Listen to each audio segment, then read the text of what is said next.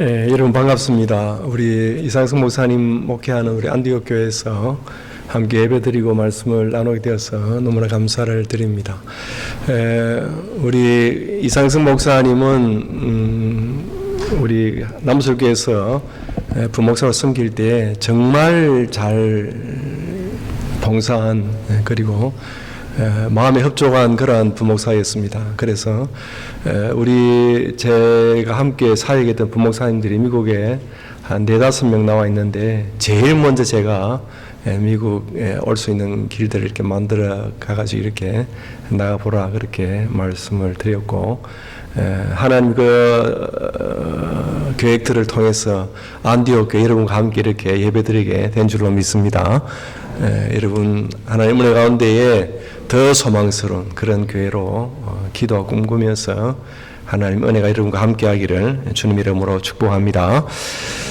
어느 아버지에게 이런 아들이 있었답니다. 성적이 그 반에서 꼴찌를 면하지 못하는 그런 아들이 하나 있었답니다. 아버지가 구슬로 봐도 안 되고 뭐 여러 가지로 해봐서 안 됩니다. 그래서 이제 처방을 쓰기를 이번 기말고사에서 꼴찌만 면해라. 그러면서 하는 이야기가 이번 기말고사에서 꼴찌를 면하지 못하면 부모의 부자 간의 인연을 끊겠다. 그렇게 이야기를 한 거예요. 그리고 이제 시험 기간이 지나고 난 뒤에 시험 성적 논리가 되었습니다. 그래서 아들이 이제 학교에서 들어오길래 이번 성적 결과가 어떠냐 그렇게 물었답니다. 그러니까 이 아이가 하는 이야기가 아저씨 누구예요? 그렇게 이야기하더랍니다. 여러분 아이는 어떤 일이 일어나도 아버지가 자기를 사랑한다 하는 이게 분명하기 때문에 꼴찌 정도는 전혀 문제가 되지 않는 그런 이야기입니다. 여러분 이것이 천륜이라 그렇게 이야기하잖아요. 천륜, 저는 이게 부모와 자녀 관계에 있어서 천년자원이다. 그래서 이건 그냥 뭐 다른 이유 없이 그냥 나오는 그러한 사랑이고 관계이기 때문에 이 아버지와 자녀와의 관계, 부모와 자녀 관계를 통해서 서로 힘을 얻고 희망을 가지고 용기를 내는 그런 관계가 천륜, 그래서 부모와 자식의 관계가 아니겠냐 그렇게 생각을 합니다. 여러분 로스 인 데저트 그래가지고 그 사막에서 길을 잃어버린 그 영화가 오래전 영화인데 있었는데요. 그 영화에 경비행기 8살 난 이 아들과 강아지 한 마리가 타고 있었습니다. 추락을 했는데 사막에 추락을 한 거예요. 이 구조대가 다 구조를 이렇게 노력을 하고 최선을 다했지만 방법이 없습니다. 포기하고 마는데 그때에 아버지는 포기를 하지 않는 겁니다. 그래서 수십만 장의 전단을 만들었습니다. 거기에 아버지가 너를 사랑한다. 꼭 너를 찾겠다.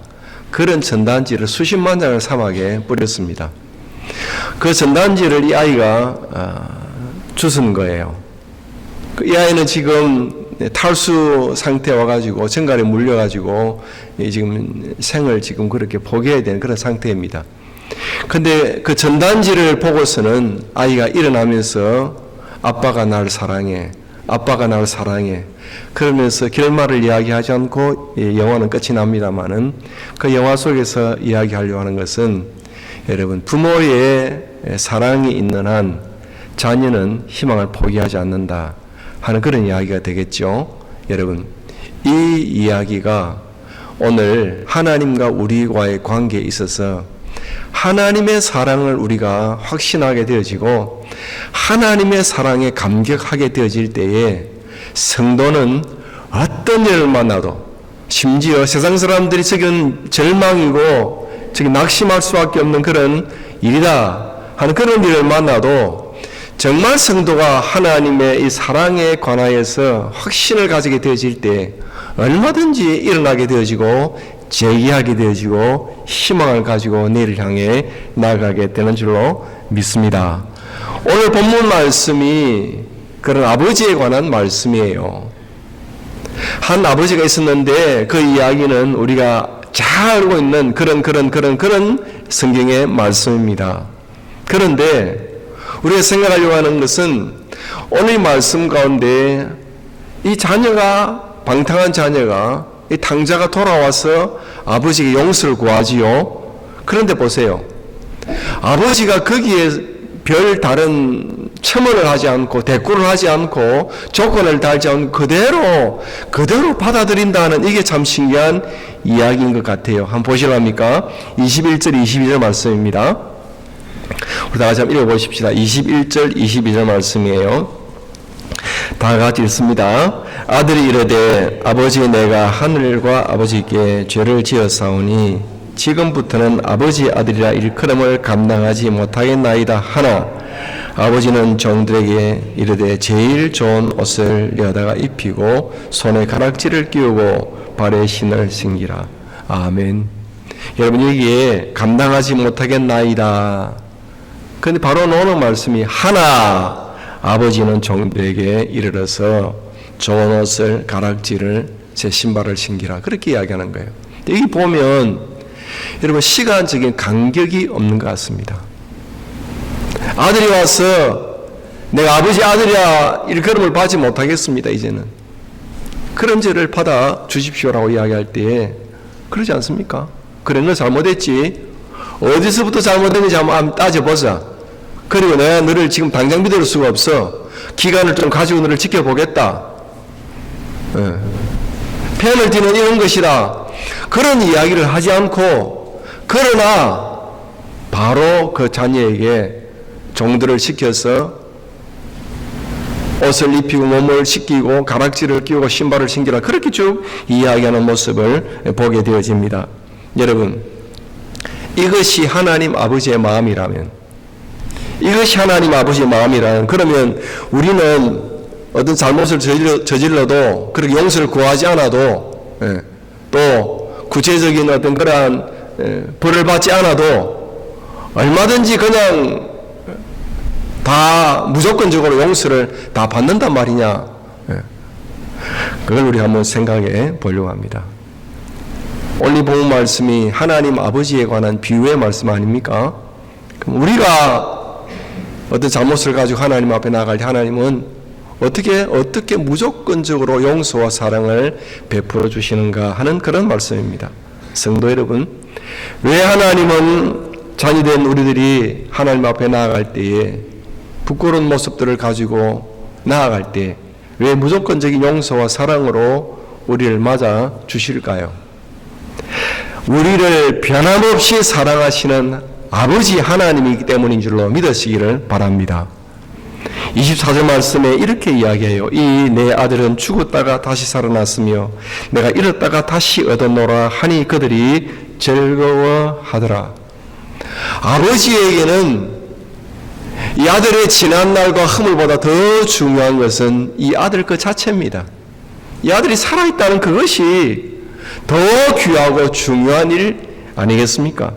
여러분, 아버지는 이 아들이 지금 어떻게 지나왔는지, 벌써 그 꼴을 보면, 그 모양을 보면 어떻게 지나왔는지 지금 다 파악을 한 것 아니겠습니까?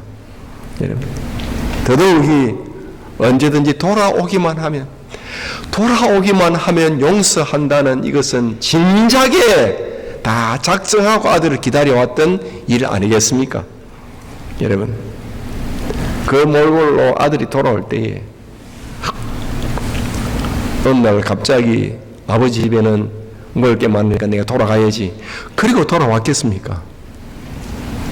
이 자녀가 철이 들어 유산을 받아갈 정도 같으면 정말 그런 돼지가 먹는 열매를, 쥐염 열매를 먹으면서 아버지 집으로 돌아가야지 하면서 실제적으로 돌아오기까지 얼마나 혼자서 자기 잘못을 뉘우치겠냐 그 말입니다. 내가 정말 얼마나 염치 없는 자녀인지 혼자서 얼마나 자기 머리를 쥐어 뜯었겠냐 그 말이에요. 얼마나 스스로 눈물을 흘리고 그렇게 아버지께로 왔겠느냐 그 말입니다.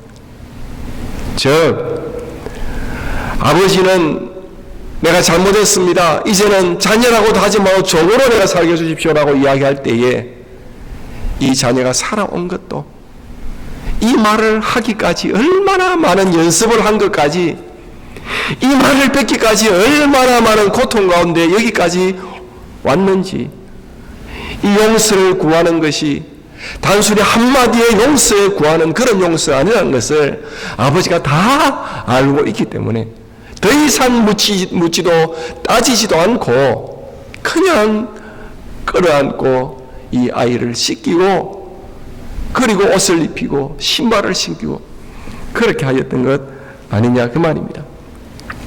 사랑하는 성도 여러분, 오늘 우리 하나님의 자녀입니다.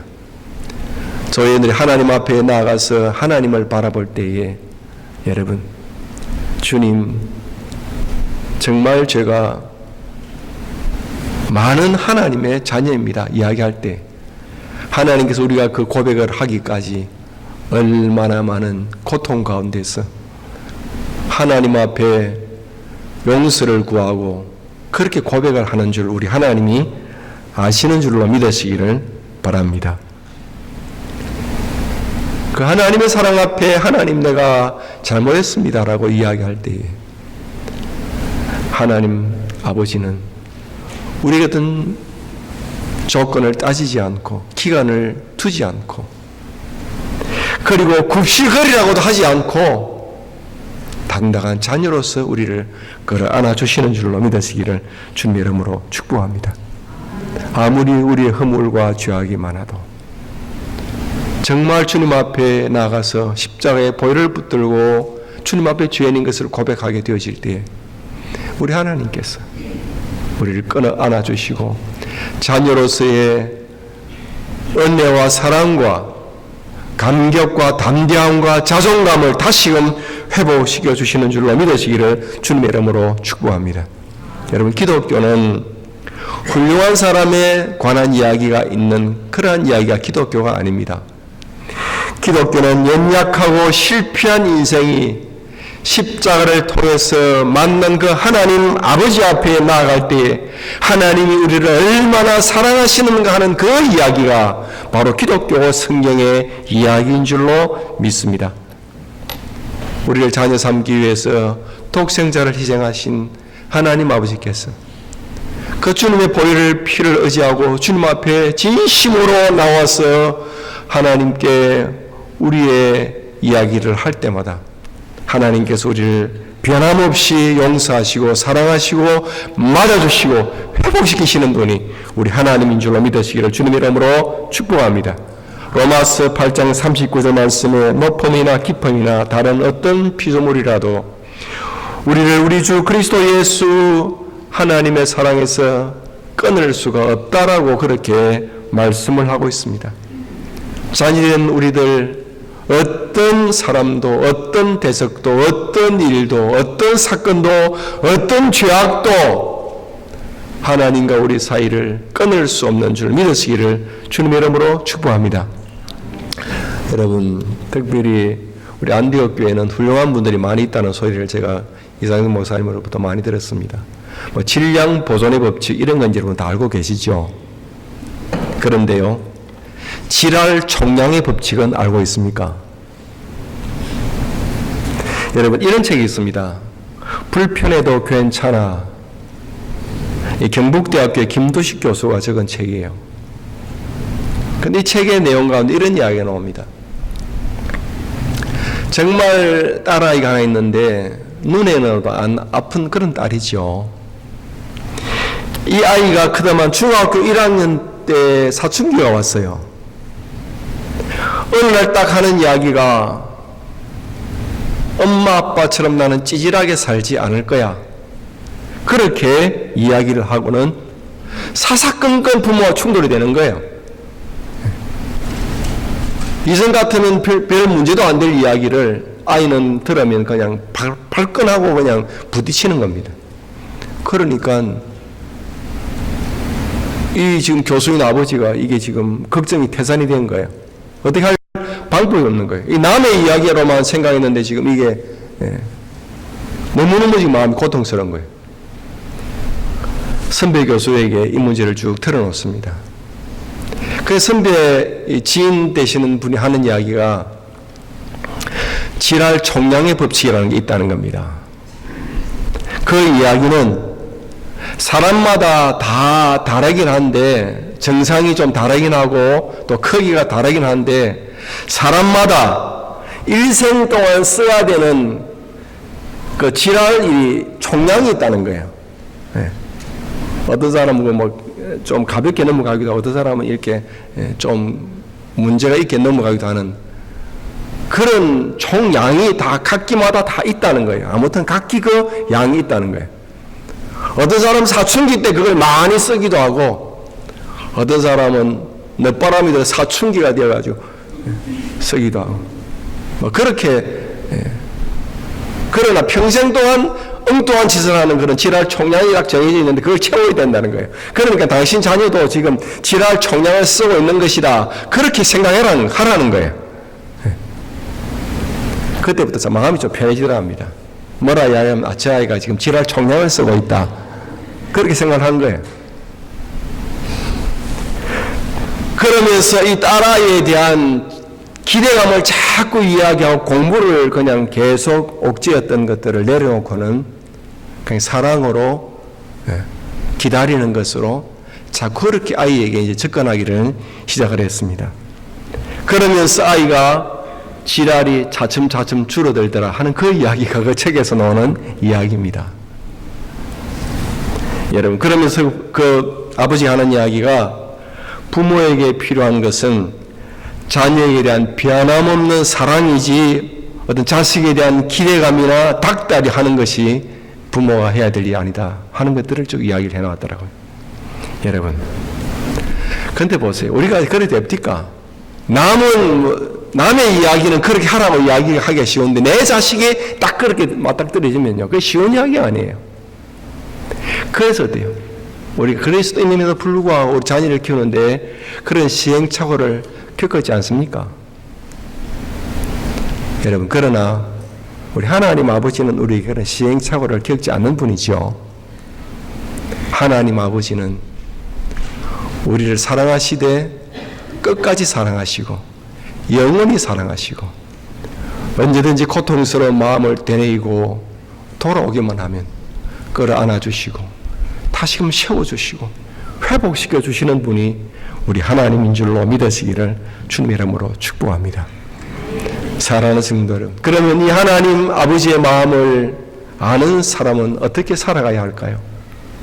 이 하나님 아버지의 마음을 우리 가슴속에 새기는 성도는 정죄하는 시각에서부터 자유함을 받는 그런 삶을 살아갈 수 있기를 주님의 이름으로 축복합니다. 정죄하는 시각에서 다른 사람의 정죄도 그렇게 여러분 고통스러워하지 마시고 내 자신도 정죄하지 마시고 하나님의 사랑의 마음을 붙드시고 바라보시고 우리 살아갈 수 있기를 바랍니다. 큰아들의 시각은 어떤 시각입니까? 큰아들의 시각은 동생은 죄인입니다. 큰아들의 시각은 그런 대우를 받아서는 안 되는 자식입니다. 오늘 말씀이 그렇게 실제로 이야기하고 30절 말씀에 아버지의 살림을 장녀들과 함께 삼켜버린 이 아들이 돌아오매 이를 위하여 살찐 송아지를 잡으셨나이다. 내 동생은 이 망나니는 이런 인간은 이런 대우를 받아서는 안 됩니다. 여러분 솔직히 이야기해 봅시다. 우리 동생이 하나 있는데 그런 짓을 하고 아버지 가슴과 피멍을 들이고 가문을 욕되게 만들고 그런 거지처럼 돌아왔다. 여러분 아버지가 얘를 시키고 말이요 잔치를 베풀고 이걸 우리도 그렇게 쉽게 받아들일 수 있는 이야기냐 말이에요. 우리가 성경 이야기니까 이야기라 생각, 이게 우리 가정에 일어난 이야기를 한번 생각해 보세요. 이게 그냥 쉽게 받아들일 수만 있는 이야기냐가 말입니다. 우리 또한 여러분 이 형처럼 그렇게 질책하지 않겠습니까? 이게 인간이죠. 그런데 아버지는 어떻습니까? 아버지는 이 아이가 허비하고 낭비하고 잘못된 길로 하고 그보다 더 중요한 게 뭐냐면 살아서 돌아왔다는 겁니다. 살아서 돌아왔다는 이것이 생명이 붙어 있다는 이것이 아버지에게는 가장 중요한 이야기입니다. 32절 말씀 우리 같이 한번 읽어보시랍니까? 본문 32절입니다. 다 같이 읽겠습니다. 이 내 동생은 죽었다가 살아났으며 내가 잃었다가 듣기로 우리가 즐거워하고 기뻐하는 것이, 아버지의 시각으로 볼 때는 살아온 것 이것보다 더 소중한 게 어디 있느냐. 네 동생이 살아왔다, 이게 가장 중요하지 않느냐. 이 아버지의 마음을 가지고 우리가 함께 좀 기뻐해주면 좀 안 좋겠느냐. 여러분, 아버지의 마음은 잃어버린 자녀가 돌아온 그 자체가 기쁨입니다. 여러분, 부모의 시각은 자녀가 생명이 붙어있는 그게 가장 기쁨입니다. 집 나간 자녀가 여러분 소식이 없을 때에 너는 본전 다 만들어서 돌아오지 않으면 못 돌아온다, 그런 부모 있습니까? 너는 제대로 금이 환영 안 하면 너는 올 생각하지 말아라, 그런 부모 있습니까? 그냥 생명부터 돌아오기만을 기다리는 겁니다. 이게 부모의 마음입니다. 사랑하는 성도 여러분, 오늘 하나님의 자녀로서 기쁨을 잃어버린 이유가 무엇일까요? 자꾸 하나님께로 돌아가는 것을 꺼리끼고 자꾸 여러분 우리의 마음이 하나님보다 자꾸 나도 모르는 사이에 멀어져 가고 있는 이유가 무엇일까요? 바로 마귀의 정죄 때문입니다. 내가 그렇게 하고도 진심으로 하나님을 예배할 수 있느냐? 내가 그렇게 정말 감격을 그렇게 다시금 누릴 수 있겠느냐? 심지어는 내가 그렇게 하고도 구원받았다 할 수 있겠느냐? 그렇게 이야기합니다. 거짓을 하고도 염치가 있어야지. 그럴 때 우리 마음속에 받아주실까? 이런 게 용서가 과연 될까? 회복이 과연 이전처럼 그렇게 회복이 될까? 여러분, 많은 사람들이 실수하고 범죄하고 그리고 하나님으로부터 더 멀어지고 예배의 자리로 나오지 못하는 이유가 무엇일까요? 그것은 죄 때문이라 이야기하지만 사실은 정죄 때문입니다. 예수 안에서 정죄가 끝난 줄로 믿으시기를 바랍니다. 내가 받을 그 정죄 주님이 다 담당해 주셔서 언제라도 내가 하나님께 용서받고 회복되고 다시금 일어설 수 있는 하나님의 자녀 된 줄로 믿으시기를 바랍니다. 우리 잘 아는 로마서 1장 8장 1절 2절 말씀이죠. 그러므로 이제 그리스도 예수 안에 있는 자에게는 결코 정죄함이 없나니 이는 그리스도 예수 안에 있는 생명의 성령의 법이 죄와 사망의 법에서 너를 해방하였음이라. 할렐루야. 여러분, 많은 인생들이 어떻게 생각하면 제자리 뛰기를 하는 그 인상이라 생각할 수 있습니다. 어떤 사람은 제자리 뛰기 실력이 조금 좋아서 1m 50, 70, 80, 2m를 뛴다 합시다. 그러나 제자리 뛰기를 해서 2m를 넘기는 사람이 몇 명이 될까요? 제자리 뛰기를 해서는 여러분, 사람 볼 때는 사이가 있지만 고만고만한 2m를 넘지 못하는 게 인생 아닙니까? 그러나 여러분, 도움 닫기를 해보세요. 뛰어서 그 도움 닫기 쾅 찍고 한번 툭 찍어보십시오. 심지어 4m, 5m 뛰는 것 아닙니까? 내 인생 스스로 한번 살아보려고 아무리 노력해도 여러분, 죄와 그리고 이 정죄의식에서부터 해방될 방법이 없습니다. 그러나 예수의 십자가의 공로를 의지할 때, 주님을 바라볼 때, 주님을 의지할 때, 주님을 도움받게 하게 되어질 때에 언제든지 하나님의 품으로 뛰어들어가는 그런 복을 우리가 누리게 되는 줄로 믿으시기를 바랍니다. 여러분, 달리는 기관차는 대단하죠. 달리는 기관차는 여러분, 심지어는 여러분 콘크리트 벽도 뚫고 나갈 수 있겠습니까? 그러나 가만히 서 있는 이 기관차는, 열차는 종이 한 장도 뚫고 나가지 못하는 겁니다. 여러분, 예수님을 우리 심장의 기관으로 담고서 달려나가면 어떤 문제도, 어떤 가로막는 일들도, 심지어 어떤 죄악들도 뚫고 나가서 하나님의 사랑으로 품어 들어가게 되는 줄로 믿으시기를 주님의 이름으로 축복합니다. 그렇게 하라고 성령님이 자꾸 우리에게 주를 의지하고 도움닫기를 하라. 침체되지 말고 나는 본래 이래 그렇게 살지 말고 다시금 주님의 십자가를 붙들고서 하나님께로 뛰어나가라고 그렇게 말씀하시는 성령님의 은혜를 붙들고서 정죄의 벽을 뚫고 나가는 우리 모두가 되어지기를 주님의 이름으로 축복합니다. 사랑하는 성도 여러분, 하나님 아버지의 마음을 가지는 자녀는 어떻게 살아야 할까요? 죄책감에서 벗어난 하나님의 자녀로서 축복된 삶을 우리 살아갈 수 있기를 바랍니다. 정죄뿐만 아니라 죄책감에서부터 벗어나는 그런 삶을 살아갈 수 있기를 바랍니다. 여러분 한번 생각해 보셨습니까? 정말 이 탕자가 아버지께 돌아가서 내가 죄를 구하고 그리고 이제는 종처럼 살아도 내가 살겠다 하고 갔죠. 그런데 이 아버지의 정말 용서의 사랑을 언제 확 깨달았을까요? 21절 22절 말씀인데요. 한번 우리 읽어보시랍니까? 다시금 21절 22절입니다. 다 같이 읽습니다. 아들이 이르되 아버지 내가 하늘과 아버지께 죄를 지었사오니 지금부터는 아버지 아들이라 일컬음을 감당하지 못하였나이다 하나 아버지는 종들에게 이르되 제일 좋은 옷을 내어다가 입히고 손에 가락지를 끼우고 바래. 여러분 이 탕자가 자기가 용서받은 것을 정말 깨닫게 되어졌을 때는 언제입니까? 바로 하나님께서 자기를 있는 그대로 아버지가 내 자신 이 모습 그대로 나를 사랑하신다 이걸 깨달았을 때가 정말 아버지의 사랑을 깨달았을 때 아니겠습니까? 여러분 자녀는 용서를 구하는데 아버지는 이미 용서하고 있었다는 그 말입니다. 이 마음을 깨닫게 되질 때에 정말 다 지난 날들 훌훌 털어버리게 자녀답게 살아갈 수 있게 되는 것입니다.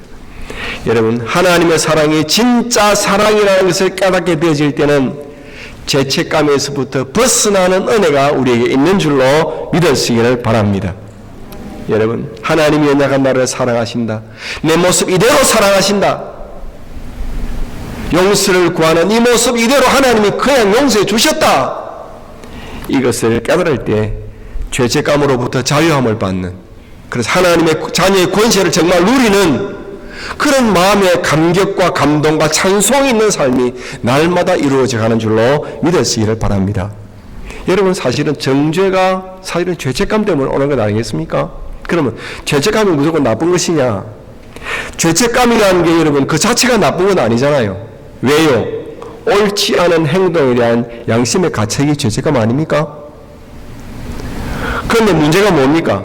이 죄책감이 만약 없으면 개인이나 공동체나 다 혼란에 빠질 거예요. 죄책감이 있는 이 자체가 어떻게 생각하면 은혜일 거예요. 그런데 문제는 양심이란 잣대가 다 다릅니다. 저 사람은 어떤 일을 저 문제로 생각도 안 하는데 나는 그것 때문에 죄책감을 느낀단 말이에요. 죄책감을 제일 많이 느끼는 사람이 누구일까요? 예수 믿는 사람입니다. 왜요? 우리 말씀이 그걸 있기 때문입니다. 성령님으로서 역사하기 때문에 우리 속에 남이 이야기하지 않아도 죄책감이 제일 많은 사람이 바로 그리스도인들이 죄책감이 제일 많을 거예요. 문제는 무엇입니까? 하나님은 예수 믿고 말씀 보고 죄책감을 가질 때에 그 죄책감 때문에 그냥 짓눌려 살아라고 말씀하지 않는 거예요. 그 죄책감 가지고서 주님 앞에 용서를 구할 때에 그 죄책감마저도 하나님이 다 풀어주시고 하나님이 다 맡아주시고 우리를 하나님의 자녀로서의 그런 축복된 삶을 살게 만드시는 줄로 믿으시기를 주님의 이름으로 축복합니다. 여러분 죄책감이 우리에게 있지요. 또 있어야 되지요. 그러나 죄책감으로부터 늘 눌려 살지 마시고 정말 다시금 십자가를 바라보고 하나님의 용서를 구할 때마다 그 죄책감을 해결해 주시는 하나님의 복된 자녀의 축복이 우리 모두에게 있어지기를 주님의 이름으로 축복합니다. 구체적으로 제가 몇 가지 말씀을 드려볼게요. 자, 나에게 있는 죄책감을 해결하는 비결이 어떻게 이 죄책감을 해결해야 할까요? 첫 번째는 이 무거운 이 마음의 원인이 무엇인지를 파악을 해야 합니다. 어떻게 해서 지금 무거운 마음의 상태에 내가 지금 와 있는지 이걸 파악을 해야 할 것입니다. 두 번째, 행동에 책임을 지고 이때가 바로 회개할 때입니다. 주님, 제가 그랬습니다. 제가 죄인입니다. 제가 잘못했습니다. 그렇게 회개하는 게 두 번째 단계일 것입니다. 세 번째 단계가 있습니다. 그에 대해 상대방이 있으면 상대방에게 적절한 보상을 하십시오. 미안하다고 말씀하시고, 보상할 게 있으면 보상하시고, 지금 다 할 수 없으면 내가 앞으로 하나라고 이야기하시고, 그걸 해결을 하시길 바랍니다. 마지막으로 하나님의 용서를 받아들이고, 그리고 자신도 용서를 하고 앞을 향해 나아갈 수 있기를 주님 이름으로 축복합니다. 여러분, 갈등이 있을 때는 성령의 법에 순종을 해야 할 때입니다. 범죄할 때는 반드시 죄책감이 따라오르죠. 죄책감이 있을 때는 반드시 하나님 앞에 이걸 해결해야 될 문제라는 걸 기억을 하시고, 하나님 앞에 내 모습 이대로 받으신 하나님 앞에 회개하고 용서받고 나도 용서하고 미래를 향해 달려가는 저 여러분 되어지기를 주님 이름으로 축복합니다. 히브리서 10장 17절 말씀입니다. 또 그들의 죄와 그들의 불법을 내가 다시 기억하지 아니하리라 하셨으니, 우리 주님께서는 우리의 죄와 불법을 하나님 앞에 용서할 때 다시 기억도 하지 않는 분이 우리 하나님인 줄로 믿으시기를 주님 이름으로 축복합니다. 란리 데이비스라는 사람이 있습니다. 이분이 아주 유명한 책을 썼습니다. 란리 데이비스라는 사람인데요, 용서하지 못하는 세상 속에서 용서하시는 하나님, 이게 책 제목입니다. 용서하지 못하는 세상 속에서 용서하시는 하나님. 이 책 내용에 이런 이야기가 나옵니다. 교인들의 사랑과 존경을 다 받는 그러한 성직자가 신학교 시절에 큰 죄를 저지른 과거가 있는 그런 성직자입니다. 그런데 이 필리핀 한 신부의 이야기인데요, 이게 늘 괴로운 거예요. 그 비밀스러운 죄 때문에 하나님의 고백을 하고도 그게 괴로운 겁니다. 지난 그 죄가 너무 큰 죄이기 때문에 주님 앞 용서를 구했는데도 그 죄책감으로 지금 늘 살아있는 있는 그러한 성직자입니다. 그런데 이 성직자의 교구의 한 여신도가 주님께 기도를 하면 신비한 응답을 받는다는 그런 신도가 하나 있다는 소식을 들었습니다. 한두 사람 이야기 아니고 많은 사람이 자기 교구 안에 주님께 기도를 하면 신비한 응답을 받는다 하는 그런 이야기를 들었어요. 영적으로 여러분 이분을 관리를 해야 될 거 아닙니까? 불렀습니다. 사실인지 사실이 아닌지를 알아야 되고, 어떻게 이제 그 은사를 어떻게 가지고 사용해야 되겠다는 이것들을 이제 가르치기 위해서 불렀습니다. 그리고는 이분에게 하는 이야기가 조심스럽게 하는 이야기입니다. 다음에 기도하실 때에 이 질문을 꼭 하시기를 바랍니다. 우리 신부님이 신학교 다니실 때에 무슨 죄를 저질렀는지 우리 주님께 알려달라고 그렇게 한번 기도하고 그 결과를 언제까지 나에게 와서 이야기를 해 주십시오. 그렇게 이야기를 한 거예요. 나중에 시간이 되어서 이분을 다시 만나게 되었습니다. 기도했습니까? 예, 기도했습니다. 진지한 대화입니다.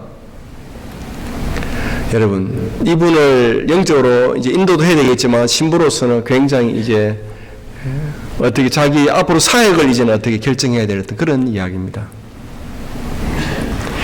주님이 내가 어떤 죄를 지었는지 알고 계십니까? 물었는 거예요. 신부님, 제가 여쭤보았더니 예수님께서 기억이 나지 않는다고 말씀하십니다. 여기 소설입니다. 그러나 성경적이지 않습니까? 기억 아니하시네, 기억 아니하시네. 이렇게 하나님이